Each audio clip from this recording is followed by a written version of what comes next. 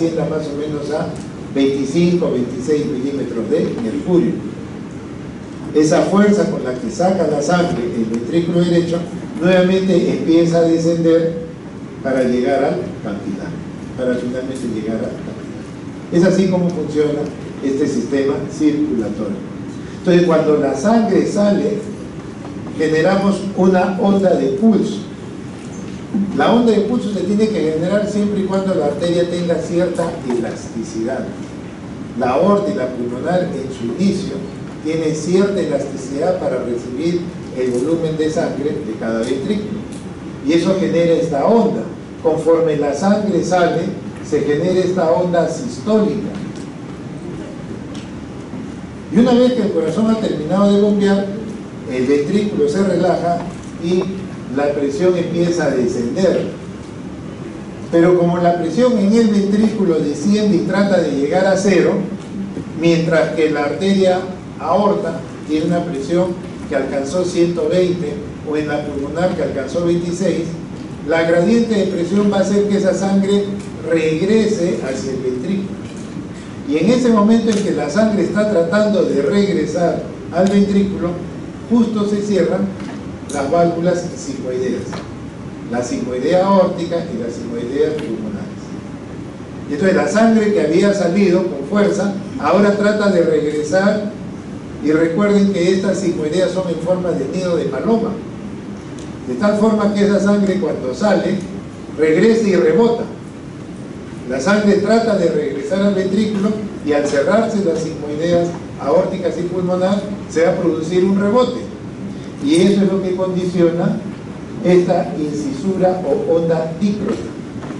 La incisura o onda dícrota es por el cierre de las sigmoideas aórticas, ¿Estamos? Entonces la sangre sale y genera una onda de pulso, y cuando ya pierde fuerza, pues la onda de pulso va a empezar a disminuir.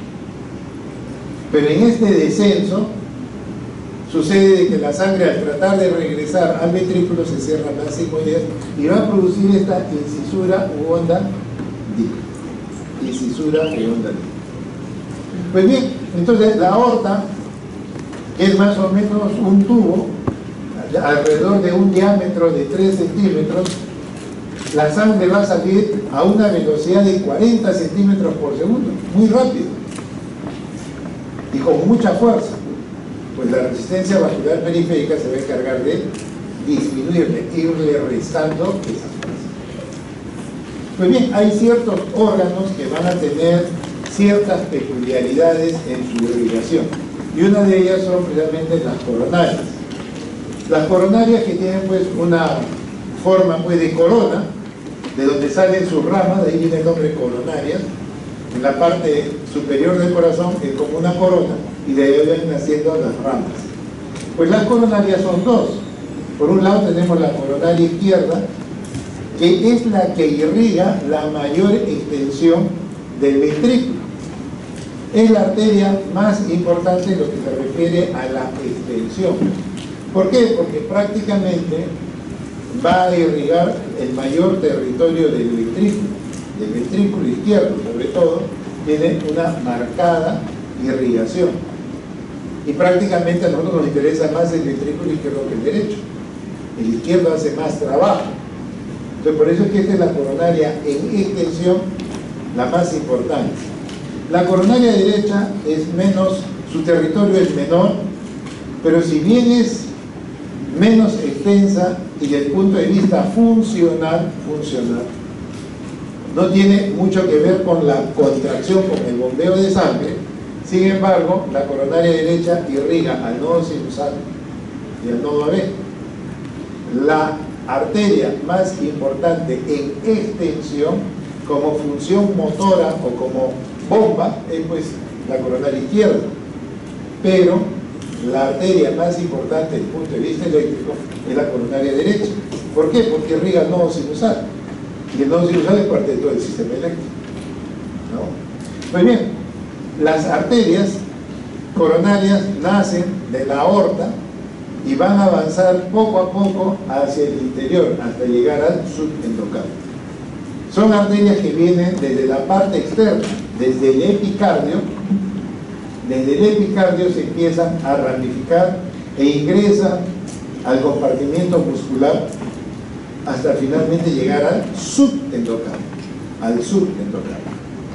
Entonces vean ustedes que la circulación en el corazón va desde el epicardio hasta el subendocardio.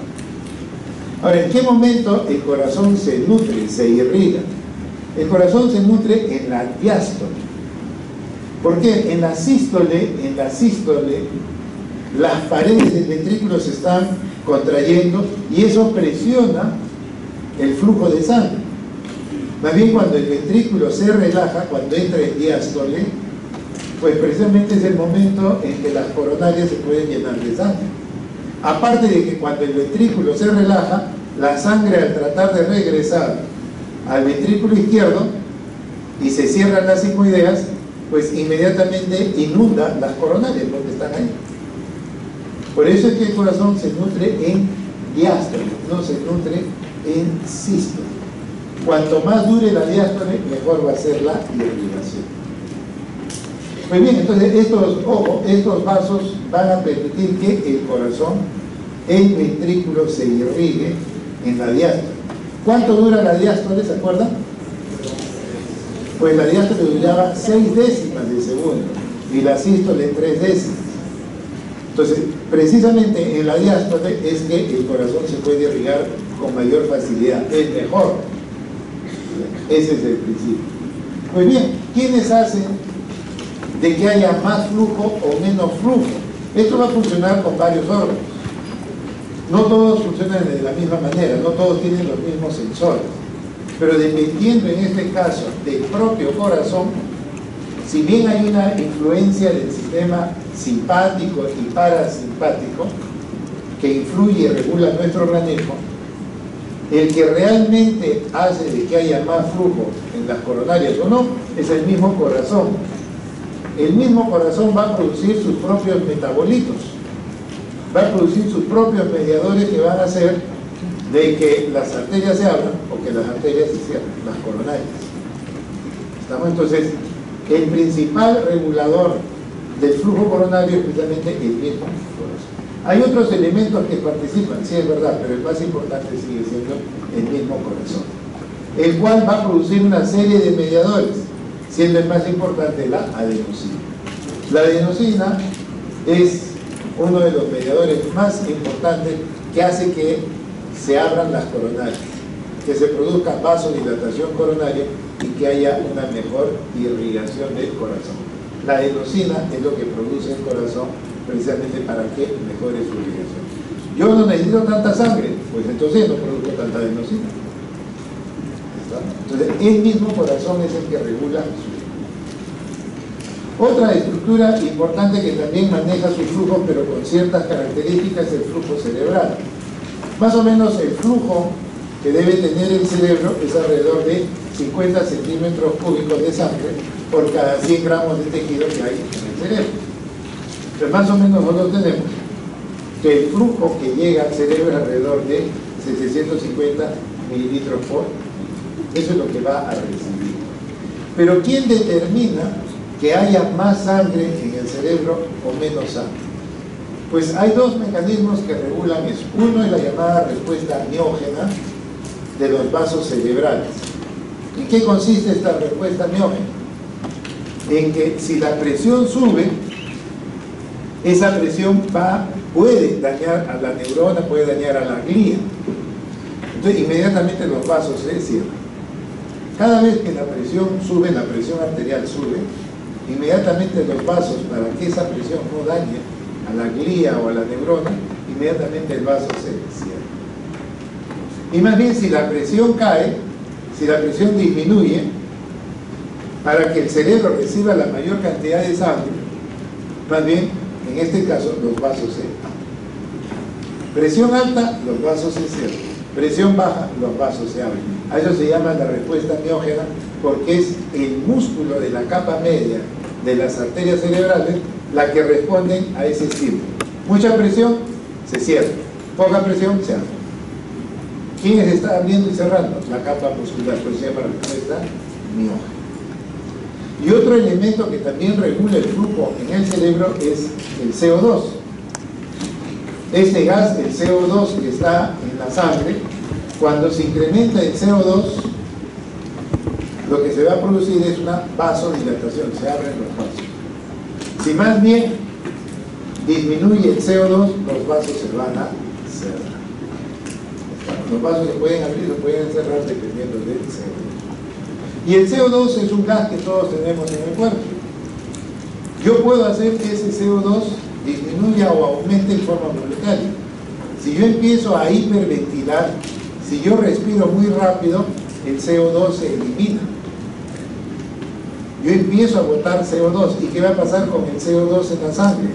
Pues en la sangre va a disminuir. ¿Y qué va a pasar con mis vasos cerebrales? Se van a cerrar. Eso puede suceder. Uno puede manejar ciertas cosas. Estos son mecanismos que regulan el flujo cerebral.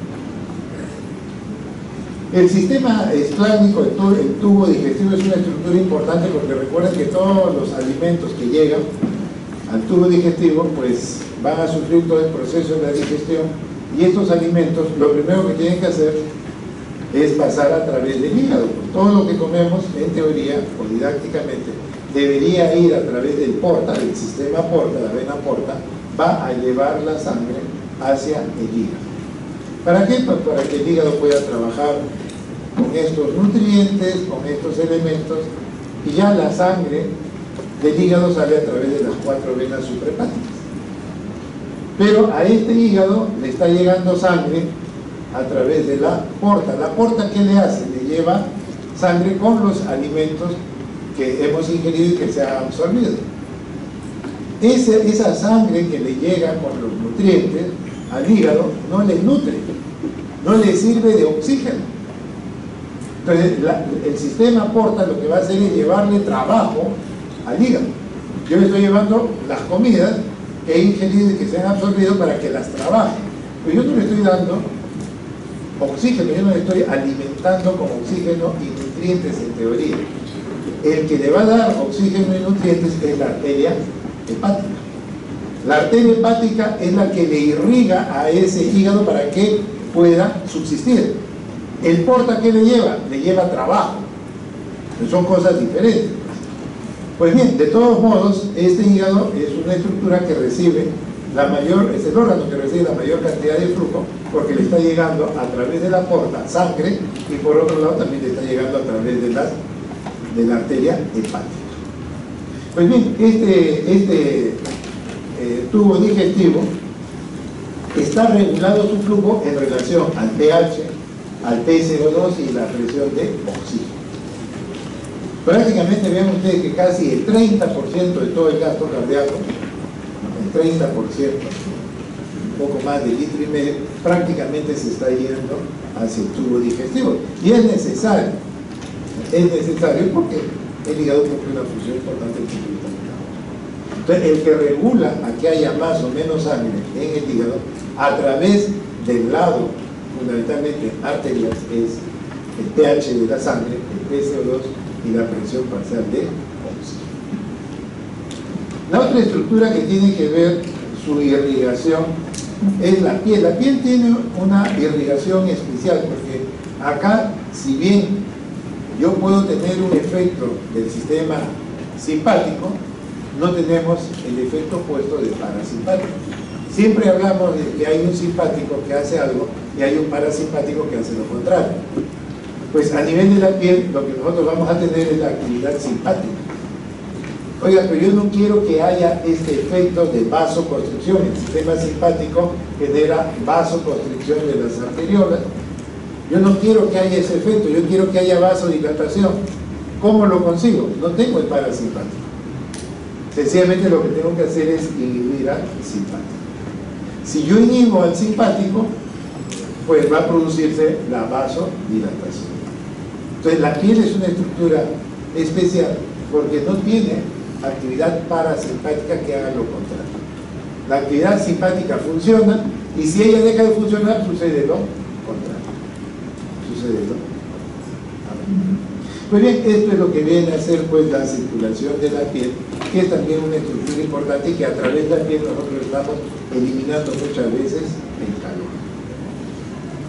El riñón, que viene a ser una estructura pues que finalmente limpia la sangre como si fuera la que va como una lavadora, tiene que sacar todo el desecho que está en la sangre, pues este riñón se controla y se regula en parte por lo que hablábamos anteriormente en el control de la presión, el sistema renina-angiotensina, ¿no?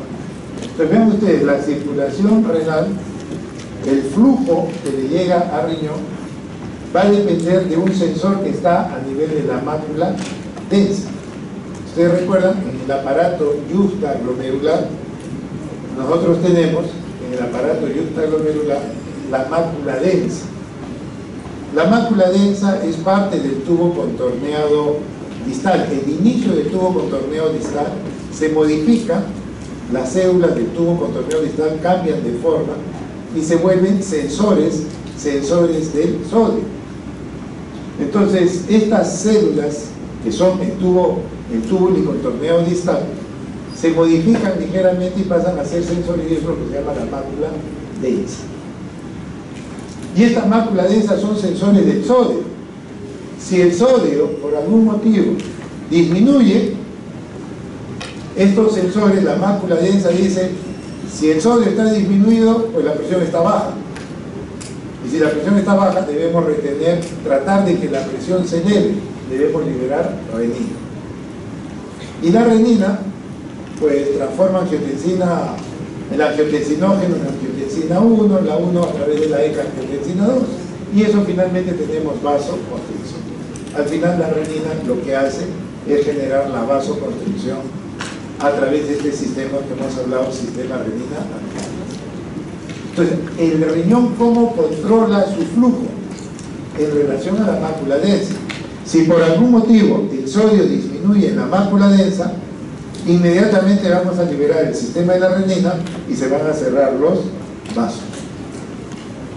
Esa es la manera como se regula o se controla el flujo en el riñón, ¿no? ¿Qué otra estructura importante tenemos? Pues los pulmones. Los pulmones, que van a permitir finalmente la oxigenación de la sangre.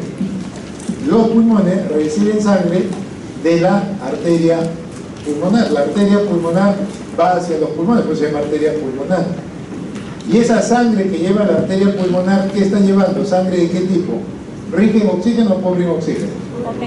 Pobre en oxígeno, porque lo estoy mandando para que en el pulmón se produzca la hematosis. Entonces, con esa sangre de la arteria pulmonar estoy nutriendo, estoy irrigando el pulmón. No estoy irrigando, lo que le estoy dando es trabajo, lo que tiene que trabajar el pulmón. Es más o menos lo del sistema porta. El sistema porta le lleva sangre al hígado, pero para que trabaje. No tanto le estoy dando oxígeno. Entonces vean ustedes, la circulación pulmonar es importante, y el que regula que haya más sangre o menos sangre irrigando, nutriendo al pulmón, es precisamente la presión parcial de oxígeno. La presión parcial de oxígeno es lo que va a determinar si hay más o menos flujo en el pulmón. Eso es lo que está regulando la nutrición, no la función. La función del pulmón es producir la hematosis, esa es la función. Pero es muy diferente cómo lo nutro, cómo lo irrigo a este pulmón. Pues bien, eso es el sistema arterial, que tiene por finalidad pues llevar la sangre y permitir ciertas funciones que hemos hablado. Pues bien, estas arterias se van a caracterizar ¿por qué? Porque la estructura son estructuras eminentemente musculares. Las arterias no son elásticas, las venas sí son muy elásticas, por eso son muy complacientes las venas, y las venas son un reservorio de sangre, pero la arteria no. La arteria aorta y la pulmonar en su inicio, ¿no?, en las grandes arterias tienen una pequeña capa elástica. ¿Para qué? Para que esas paredes se puedan distender y recibir los 70 mililitros que manda cada ventrículo. ¿Por qué? Porque la aorta y la pulmonar están llenas de sangre. Entonces, cuando sale la sangre, las paredes se tienen que distender y para eso hay una pequeña elasticidad al inicio. Pero conforme el vaso se va dividiendo, pierde esa pequeña capa de elasticidad y el vaso es estrictamente muscular, donde la distensibilidad en la capa de las arteriolas medias, de medianos y de pequeño calibre, pues prácticamente es nulo. Lo que hacen las arterias de mediano y pequeño calibre es generarle resistencia, la resistencia vascular periférica. Y por eso es que las arterias son prácticamente reservorios de presión. Las venas son reservorios de volumen. Las arterias son reservorios de presión. Ahí está la presión arterial. Y en cambio las venas, como son muy elásticas, son capaces de tener grandes volúmenes por su distensibilidad. Las venas manejan volúmenes, pero lo que no saben manejar es presión, porque no tiene, su estructura no está para soportar presión. Mucha presión daña también la presión. Entonces ven que son dos estructuras totalmente diferentes. La forma, si ustedes ven, esto es una arteria de mediano calibre eminentemente muscular, pero vean cómo es una vena. Una vena tiene su componente de elasticidad, la elasticidad que caracteriza a una vena comparado con la arteria, que más bien son estructuras eminentemente musculares. Entonces, las grandes arterias, la aorta y la pulmonar, tienen una pequeña capa de elástica, acá, una pequeña capa elástica para recibir el volumen de sangre que sale de los ventrículos. Pero conforme la arteria se va ramificando, ya no hay capa elástica. Y se vuelven arterias duras, rígidas, donde hay un fuerte componente muscular. ¿Y con qué objetivo? Pues lo que tengo que hacer es proteger aquí, al capilar. Entonces, con la presión y con la fuerza que sale, pues voy a dañar prácticamente al capilar si es que no le freno y le resto fuerza.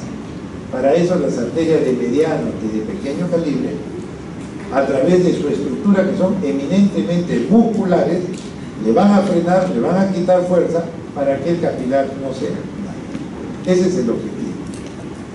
Entonces los capilares, prácticamente, si ustedes ven, es una estructura muy simple, a la vez muy compleja funcionalmente, pero desde el punto de vista histológico es muy simple. Es sencillamente el endotelio con su membrana basal, que es muy delgada, sí, es muy delgada, pero es que tiene que ser así. ¿Para qué? Para que se produzca el intercambio gaseoso y nutritivo.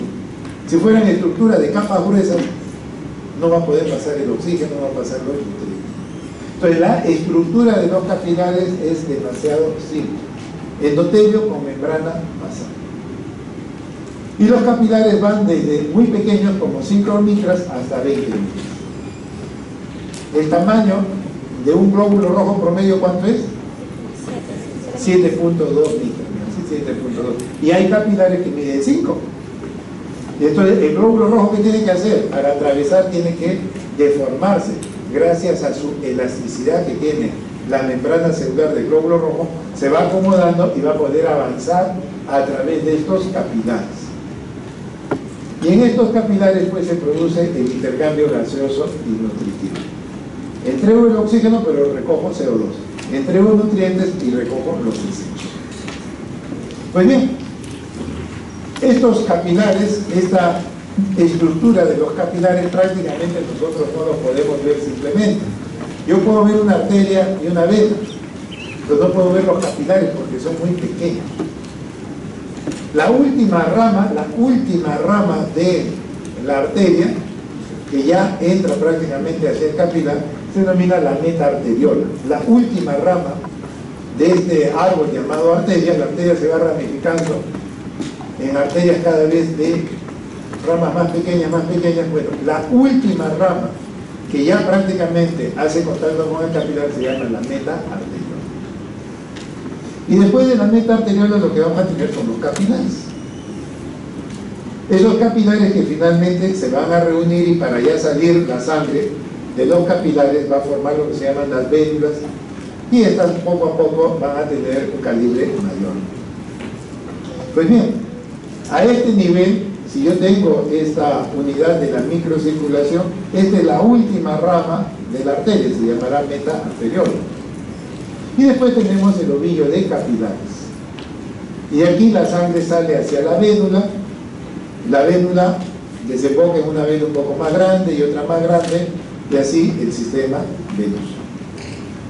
Pues bien, estos capilares soportan presiones bajas, no soportan presiones altas. ¿Por qué? Porque si no, se daña la estructura. Y entonces, lo que sucede es que a veces la presión arterial puede subir, puede bajar. Si sube mucho, puedo dañar el capilar. Si la presión entra al capilar con más de 35 milímetros de mercurio, el capilar se puede dañar. Entonces, ¿cómo yo protejo a mis capilares? Y es que a este nivel hay un esfínter, el esfínter de Jacobi. Este esfínter, ¿qué significa? El esfínter es como una llave. Se cierra y no pasa mucha sangre. Se abre y pasa más sangre. Entonces, ¿qué hace?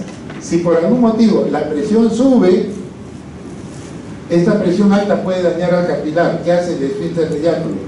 Se cierra. La presión baja, el esfínter de Jacobi se abre. La idea es de que los capilares estén protegidos. Entonces, a través de este esfínter de Jacobi lo protegemos. Y entonces, a este nivel se va a producir el intercambio gaseoso nutritivo y después va a salir hacia las venas. Entonces, si uno tiene la última rama, viene a ser la meta arteriola, después vamos a tener los capilares que finalmente van a drenar hacia el lado. Muy bien, entonces, a través de estos capilares, ¿qué se van a movilizar? Pues lo que se tiene que movilizar solamente son dos tipos de sustancias, o líquidos o sólidos. Es lo único que se va a mover. Los sólidos se van a mover de acuerdo a la difusión. Un determinado soluto se va a mover de mayor concentración a menor concentración. Y si de repente es muy grande el soluto y no puede pasar a través de la pared del capilar, que es muy delgada, pues lo que tenemos que hacer es el fenómeno de la pinocitosis. Lo englobamos y después lo capturamos y lo llevamos a la sede. La pinocitosis sirve para movilizar moléculas muy grandes. En cambio, la difusión hace de que las moléculas pequeñas migren de más concentración a menos concentración. Los líquidos, en cambio, se mueven de manera diferente. Los líquidos se mueven por filtración. Los líquidos van a pasar por filtración. Y para que se produzca la filtración, nosotros tenemos que tener primero una presión hidrostática. La presión hidrostática es la fuerza, es la presión con la que llega la sangre. Esa presión hace de que la sangre pueda salir del capilar.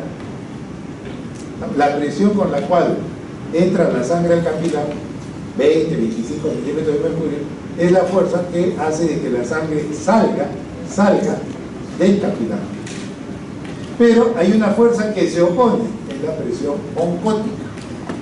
La presión oncótica hace de que la sangre no salga del capilar. Entonces tenemos dos fuerzas, la hidrostática que saca y la oncótica que retira. Y entonces, para que los nutrientes puedan salir, si estos nutrientes son líquidos, pues van a ser por el fenómeno de infiltración. Gracias a la presión hidrostática puede salir y la oncótica lo va a retener. Si la hidrostática es de 25 y la oncótica es de 5, sale. Si la hidrostática es de 5 y la oncótica es de 10, ya no sale. ¿Quién determina la presión hidrostática? La presión arterial, pues es esa. ¿Quién determina la presión oncótica? La albúmina. La albúmina es una proteína que está en la sangre. ¿No? La albúmina es una proteína que está en la sangre. Nunca sale de la sangre en forma fisiológica. Entonces, esa es la presión oncótica, la que se opone a que salgan los líquidos de la sangre hacia los tejidos. Entonces, vean ustedes que si yo estoy ante un capilar, acá está el lado por donde entra la sangre y acá está el lado venoso por donde sale. Yo tengo acá los tejidos. En este sector del capilar, pues yo traigo muchos alimentos, muchos nutrientes, y esos nutrientes van a salir de más concentración a menos concentración. En el caso de oxígeno, en la sangre hay mucho oxígeno, acá yo tengo poco oxígeno. En cambio, en el lado venoso, producto del metabolismo celular, yo tengo mucho CO2 y en la sangre no tengo tanto CO2. Entonces va a salir el CO2 de los tejidos a la sangre. O los desechos están acá, no en la sangre. Entonces tendrán que salir los desechos. Ya hemos dicho, si son sólidos, son líquidos, por dichos principios. Así es como se va a mover, y la idea es que existe un equilibrio, que entre lo que entra y lo que sale esté equilibrado. Si no mantenemos ese equilibrio, si por algún motivo ingresa y sale poco, pues vamos a retener sustancias, líquidos. Cuando estas sustancias, estos líquidos se retienen en los tejidos, estos van a generar un hinchazón que se denomina el edema. Las piernas, por ejemplo, se hinchan, las manos se hinchan, la cara se hincha porque estamos reteniendo líquido. ¿Dónde retenemos líquido? No en la sangre, lo retenemos en el intersticio, en los tejidos. Acá, ¿qué ha sucedido? Pues los líquidos han salido, pero no han regresado. No, se ha perdido el equilibrio entre lo que sale y lo que regresa. Y eso es lo que produce el edema. El edema es la presencia de líquidos en el intersticio. Una forma de evaluar esta retención de líquidos es buscar en la zona de declive. Las personas que estaban mucho tiempo paradas, uno presiona a nivel de la parte final de las piernas, por encima de los tobillos, y ahí se puede ver cómo se retiene el líquido, los edemas. Pues bien, eso es lo que sucede con los capilares. Vayamos a ver el sistema venoso. El sistema venoso es un sistema importante porque sirve de drenaje. Las venas son eminentemente elásticas y eso le va a dar una complacencia, una distensibilidad para ser un importante reservorio de sangre. Si bien es un reservorio de sangre, no es estático, es dinámico. Si la vena se constriñe, si se contrae, esa sangre avanza. Pues bien, el sistema venoso se caracteriza por tener dos posiciones. Uno, que es el sistema venoso profundo, y hay otro que es el sistema venoso superficial. Nosotros lo que vemos son las superficiales, las venas superficiales. Pero así como hay venas superficiales, hay venas profundas que no dan, pero que igual se tienen que estudiar. ¿Cuál es el mecanismo por el cual estas venas van a trabajar? Es muy fácil. Todas las venas que están por encima del corazón, todas las venas que están por encima del corazón, la sangre lo único que va a hacer por efecto de la gravedad. La gravedad hace que la sangre de la cabeza llegue al corazón, la de los brazos llegue al corazón, sencillamente por gravedad, pues. Pero ¿qué pasa con la sangre que viene de las venas de la parte inferior del corazón, del abdomen, de las piernas? La sangre tiene que ir en contra de la gravedad, y eso no es sencillo porque la gravedad lo va a llevar al suelo. Entonces, ¿qué es lo que sucede? En el sistema venoso, por debajo del corazón, las venas tienen estas válvulas en su trayecto. En todo su recorrido, las venas van a tener en su interior estas válvulas que son unidireccionales. Avanzan o se abren en un sentido y se cierran en el otro sentido. Esas son las válvulas que vamos a tener. Acá se puede apreciar cuál es la estructura. Acá yo voy a tener la vena y voy a tener esta válvula que está allí.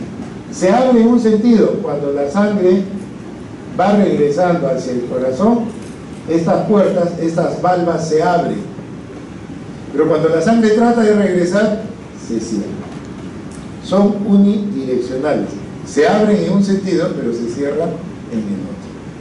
¿Para qué van a servir estas válvulas? Para que la sangre avance hacia el corazón, pero que no regrese por el efecto de la gravedad. Esa es la forma como tiene el sistema venoso, desde las venas del corazón hacia abajo, este sistema de válvulas. Este sistema de válvulas va a hacer y va a permitir que la sangre regrese hacia el corazón, pero que por efecto de la gravedad no retorne hacia los pies. Y es que tiene una dirección. Las válvulas tienen una dirección. Permite que la sangre avance, pero que no regrese. Pues bien, ¿quién mantiene esta estructura de las venas? Las paredes de las venas tienen que mantener un tono. Tan igual como si ustedes tocan un músculo, los músculos pueden estar, si están trabajando, pueden estar contraídos. Pero si no están contraídos, los músculos deberían estar relajados o no. En este momento sus músculos que no están trabajando, ¿están relajados? No. Si estuvieran relajados estaríamos flácidos. Los músculos tienen un tono muscular. Las venas también tienen un tono, mantienen una capacidad de estar en una situación ni de contracción ni de relajación. Igual que los músculos se contraen o se relajan, pero en reposo se mantienen en un estado que se llama tono muscular. Pues las venas también tienen un tono venoso. ¿Quién determina ese tono venoso? Bueno, la estructura misma, o sea, las fibras musculares, y por otro lado, el sistema simpático. ¿Qué hace el sistema simpático? Que la vena se cierre, que se constriñe. Y si una vena se constriñe, la sangre que está en su interior se va hacia el corazón. Si yo cierro, si yo constriño por efecto del sistema adrenérgico simpático, la sangre avanza hacia el corazón. Pues bien, ¿cuáles son los mecanismos que hacen que la sangre, por ejemplo, de los pies, llegue al corazón? Pues bien, hay 4 mecanismos que hacen de que la sangre avance desde los pies, si quieren, hacia el corazón. El primero es lo que se llama la bomba abdominotorácica. Es lo que se llama la presión negativa, es la presión negativa de tórax.